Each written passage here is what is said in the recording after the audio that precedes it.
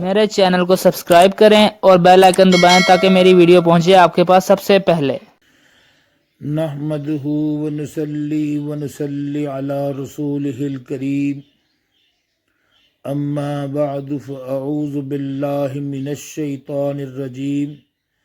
بسم اللہ الرحمن الرحیم۔ حاضرین مجلس،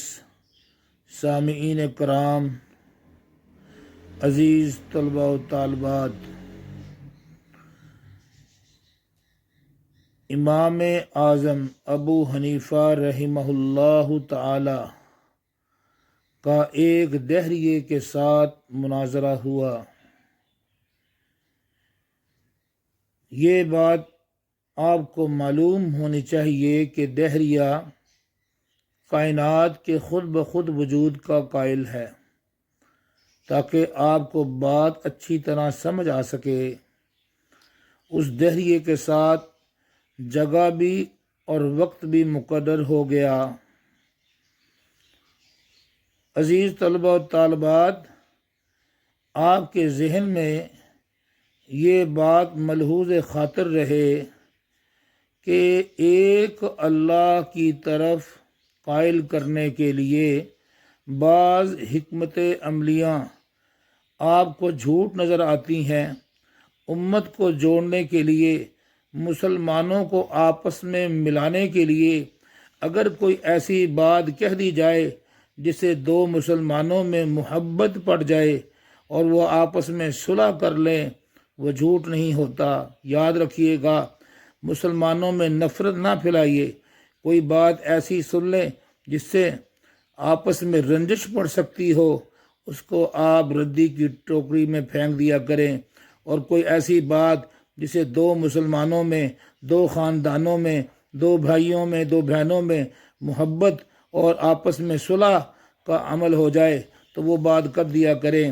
تو امام اعظم ابو حنیفہ رحمہ اللہ تعالی وقت مقررہ سے کچھ دیر لیٹ ہو گئے اور کچھ دیر کے بعد حاضر ہوئے۔ تو وہ دہریہ کہنے لگا کہ آپ کو دیر ہو گئی، ہمارا جو وقت طے ہوا تھا آپ وقت پر اور ٹائم پر نہیں آئے۔ تو امام اعظم ابو حنیفہ رحمہ اللہ تعالی نے اس دہریے کو قائل کرنے کے لیے ایک منطق کا استعمال کیا، ایک حکمت عملی کا استعمال کیا۔ آپ فرمانے لگے کہ میں راستے میں جب آ رہا تھا میں نے ایک عجیب منظر دیکھا، اور وہ منظر یہ تھا کہ ایک درخت خود بخود آرا چل رہا تھا اور وہ کٹ رہا تھا، اور دیکھتے ہی دیکھتے اس درخت کے تختے بننے لگے، وہ تختے آپس میں ملنے لگے، اور وہ جب تختے مل گئے تو ایک کشتی تیار ہو گئی، اور وہ کشتی قریبی دریا میں اتری، لوگ اس میں بیٹھتے اور وہ کشتی خود بخود کرایہ وصول کرتی۔ تو جب میں نے یہ منظر دیکھا تو مجھے دیر ہو گئی۔ یہ دہریے نے جب آپ کا جواب سنا تو کہنے لگا، اتنے بڑے امام اور اتنا بڑا جھوٹ،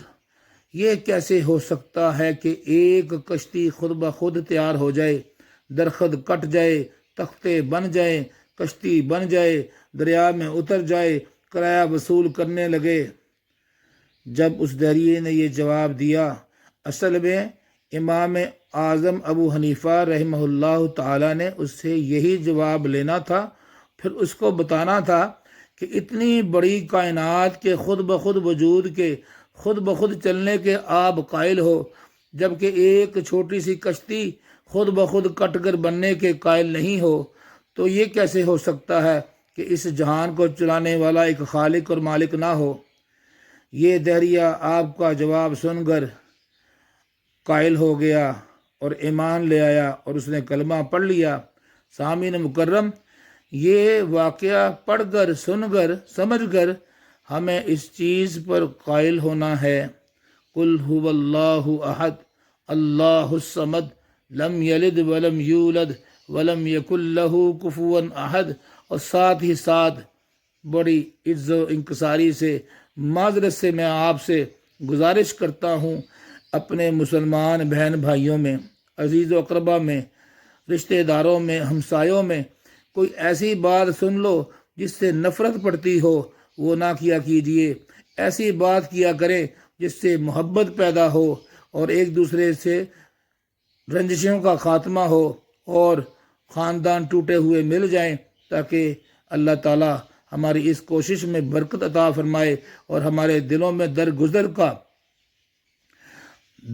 کا اللہ تعالی عنصر غالب کر دے، اور معافی مانگنے کی اور معاف کرنے کی اللہ تعالی ہمیں قوت عطا فرمائے، تاکہ ہم اللہ کو راضی کر سکیں، مخلوق خدا کے اندر ہم نفرتوں کو ختم کر سکیں اور محبتوں کو پھیلا سکیں۔ اللہ تعالی ہماری اس کوشش میں برکت عطا فرمائے۔ وما علینا الا البلاغ۔